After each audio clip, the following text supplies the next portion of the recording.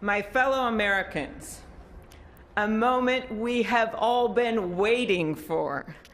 It is now my great privilege and high honor to be the first person to officially introduce the 46th President of the United States, Joseph R. Biden, Jr.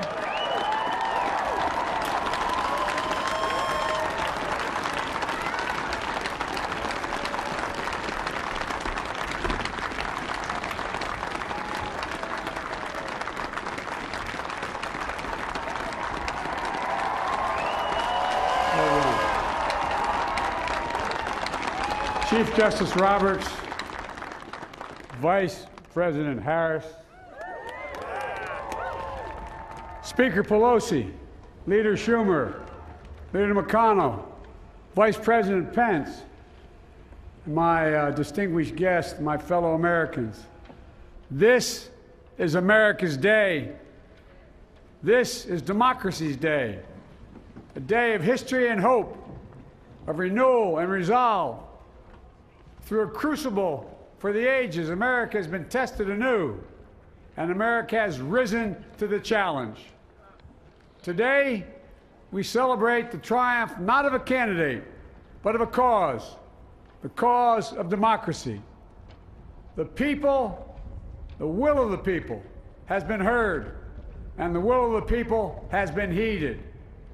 We've learned again that democracy is precious. Democracy is fragile. And at this hour, my friends, democracy has prevailed.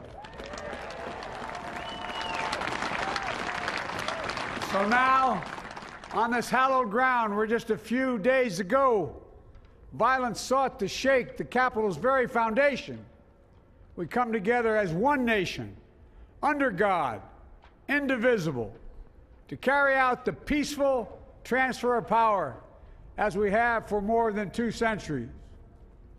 As we look ahead in our uniquely American way, restless, bold, optimistic, and set our sights on the nation we know we can be and we must be.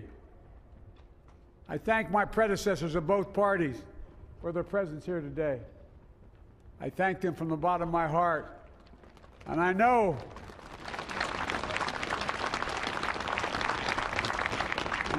the resilience of our Constitution and the strength of our nation, as does President Carter, who I spoke with last night, who cannot be with us today, but whom we salute for his lifetime in service.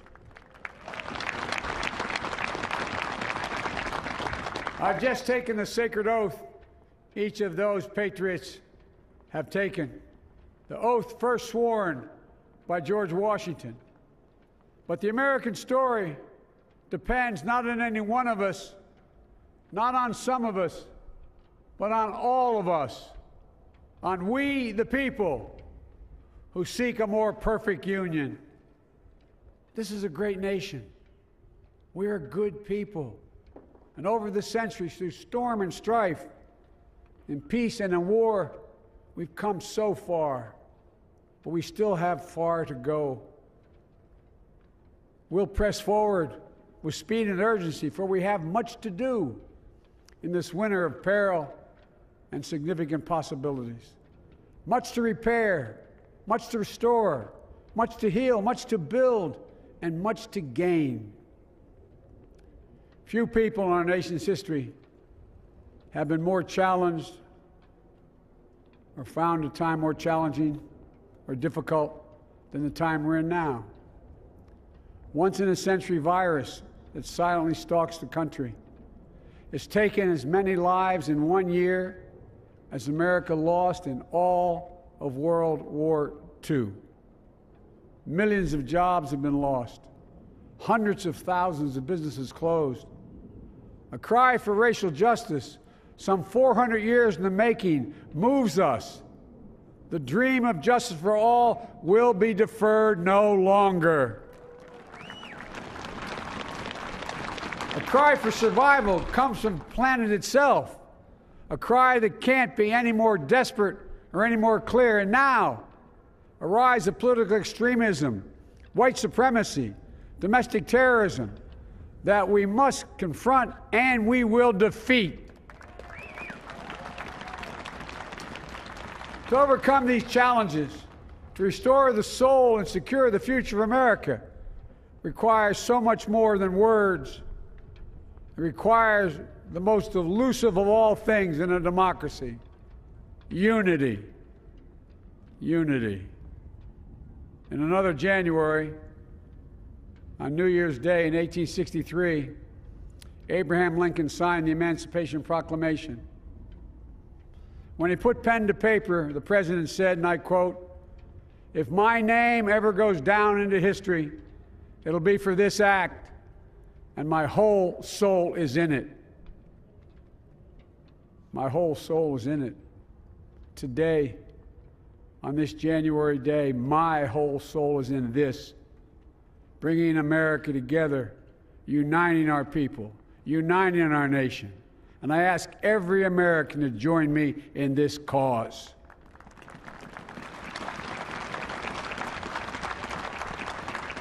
Uniting to fight the foes we face: anger, resentment and hatred, extremism, lawlessness, violence, disease, joblessness, and hopelessness.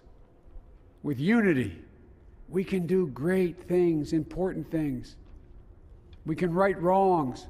We can put people to work in good jobs. We can teach our children in safe schools. We can overcome the deadly virus. We can reward work and rebuild the middle class and make health care secure for all. We can deliver racial justice, and we can make America once again the leading force for good in the world. I know speaking of unity can sound to some like a foolish fantasy these days. I know the forces that divide us are deep and they are real. But I also know they are not new. Our history has been a constant struggle between the American ideal that we're all are created equal and the harsh, ugly reality that racism, nativism, fear, demonization have long torn us apart. The battle is perennial, and victory is never assured. Through Civil War, the Great Depression, World War, 9/11, through struggle, sacrifice, and setbacks, our better angels have always prevailed. In each of these moments, enough of us have come together to carry all of us forward. And we can do that now. History, faith, and reason show the way of unity. We can see each other not as adversaries, but as neighbors. We can treat each other with dignity and respect.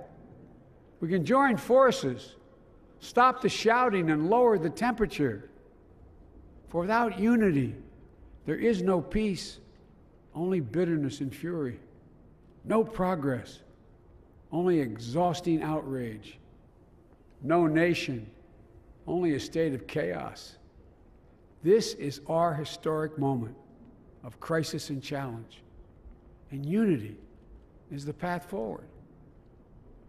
And we must meet this moment as the United States of America.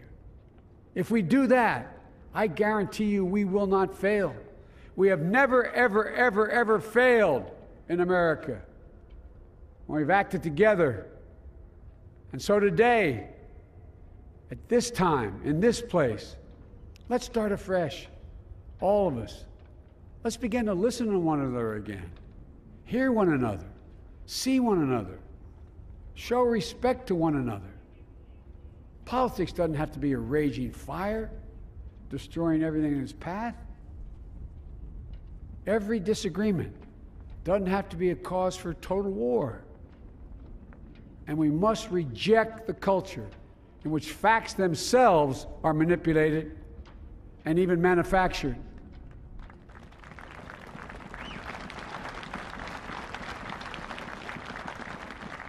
My fellow Americans, we have to be different than this. America has to be better than this. And I believe America is so much better than this. Just look around. Here we stand in the shadow of the Capitol Dome, as was mentioned earlier, completed amid the Civil War, when the Union itself was literally hanging in the balance. Yet we endured. We prevailed. Here we stand, looking out on the great mall where Dr. King spoke of his dream. Here we stand where 108 years ago, at another inaugural, thousands of protesters tried to block brave women marching for the right to vote. And today, we mark the swearing in of the first woman in American history elected to national office, Vice President Kamala Harris. Don't tell me things can't change. Here we stand across the Potomac from Arlington Cemetery, where heroes who gave the last full measure of devotion rest in eternal peace. And here we stand, just days after a riotous mob thought they could use violence to silence the will of the people, to stop the work of our democracy, to drive us from this sacred ground. It did not happen. It will never happen. Not today, not tomorrow, not ever. Not ever.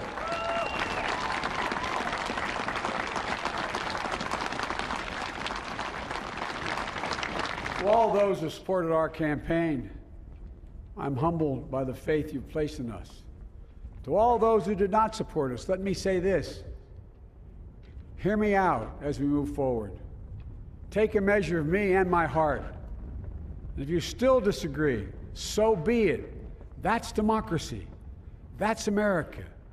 The right to dissent peaceably within the guardrails of our republic is perhaps this nation's greatest strength. Yet hear me clearly. Disagreement must not lead to disunion. And I pledge this to you. I will be a president for all Americans. All Americans. And I promise you, I will fight as hard for those who did not support me as for those who did.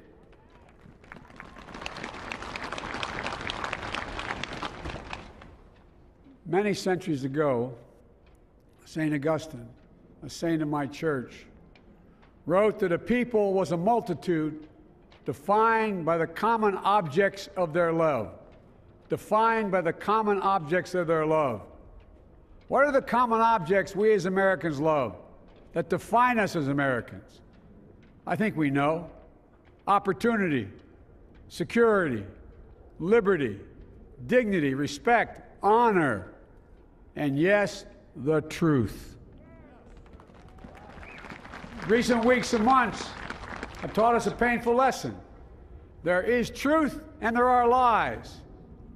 Lies told for power and for profit. And each of us has a duty and a responsibility as citizens, as Americans, and especially as leaders. Leaders who have pledged to honor our Constitution and protect our nation, to defend the truth and defeat the lies. Look, I understand that many of my fellow Americans view the future with fear and trepidation. I understand they worry about their jobs. I understand, like my dad, they lay in bed at night, staring at the ceiling, wondering, can I keep my health care? Can I pay my mortgage? Thinking about their families, about what comes next. I promise you, I get it. But the answer is not to turn inward, to retreat into competing factions, distrusting those who don't look like you, or worship the way you do, or don't get their news from the same sources you do. We must end this uncivil war that pits red against blue, rural versus urban, conservative versus liberal. We can do this if we open our souls instead of hardening our hearts, if we show a little tolerance and humility, and if we're willing to stand in the other person's shoes, as my mom would say, just for a moment, stand in their shoes. Because here's the thing about life. There's no accounting for what fate will deal you. Some days, when you need a hand. There are other days when we're called to lend a hand. That's how it has to be. That's what we do for one another. And if we are this way, our country will be stronger, more prosperous, more ready for the future. And we can still disagree.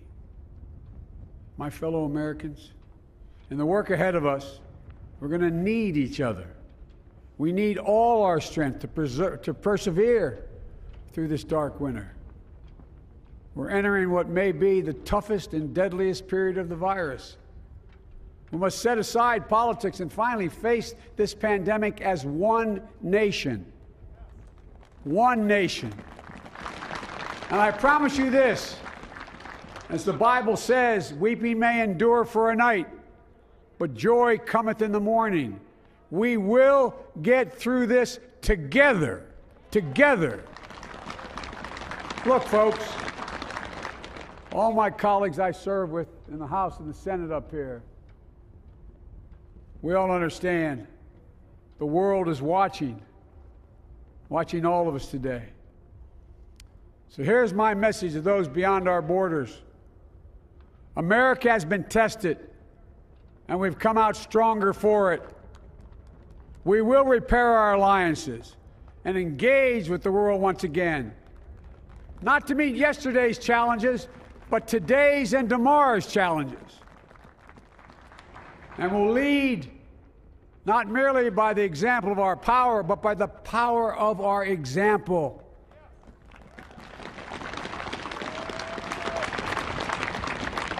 We'll be a strong and trusted partner for peace, progress, and security. Look, you all know we've been through so much in this nation. And in my first act as president, I'd like to ask you to join me in a moment of silent prayer. Remember all of those who we lost in this past year to the pandemic. Those 400,000 fellow Americans, moms, dads, husbands, wives, sons, daughters, friends, neighbors, and co-workers. We'll honor them by becoming the people and the nation we know we can and should be. So I ask you, let's say a silent prayer for those who've lost their lives and those left behind, and for our country.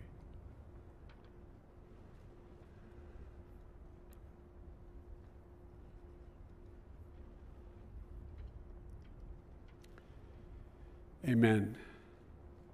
Folks, this is a time of testing. We face an attack on our democracy and on truth, a raging virus, growing inequity, the sting of systemic racism, a climate in crisis, America's role in the world. Any one of these would be enough to challenge us in profound ways. But the fact is, we face them all at once, presenting this nation with one of the gravest responsibilities we've had. Now we're going to be tested. Are we going to step up, all of us? It's time for boldness, for there's so much to do. And this is certain. I promise you, we will be judged, you and I, by how we resolve these cascading crises of our era. We will rise to the occasion is the question. Will we master this rare and difficult hour?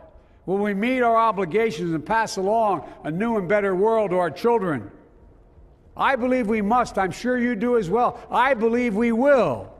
And when we do, we'll write the next great chapter in the history of the United States of America, the American story. A story that might sound something like a song that means a lot to me. It's called American Anthem. There's one verse that stands out, at least for me, and it goes like this. The work and prayers of century have brought us to this day. What shall be our legacy? What will our children say? Let me know in my heart when my days are through. America, America, I gave my best to you. Let's us add our own work and prayers to the unfolding story of our great nation. If we do this, then when our days are through, our children and our children's children will say of us, they gave their best, they did their duty, they healed a broken land. My fellow Americans, I close the day where I began, with the sacred oath. Before God and all of you, I give you my word. I will always level with you. I will defend the Constitution. I'll defend our democracy. I'll defend America. And I'll give all of you, keep everything I do in your service, thinking not of power, but of possibilities, not of personal interest, but the public good. And together, we shall write an American story of hope, not fear, of unity, not division, of light, not darkness, a story of decency and dignity, love and healing, greatness and goodness. May this be the story that guides us, the story that inspires us, and the story that tells ages yet to come that we answered the call of history. We met the moment. Democracy and hope, truth and justice did not die on our watch but thrived. That America secured liberty at home and stood once again as a beacon to the world. That is what we owe our forebears, one another, and generation to follow. So, with purpose and resolve, we turn to those tasks of our time, sustained by faith, driven by conviction, and devoted to one another and the country we love with all our hearts.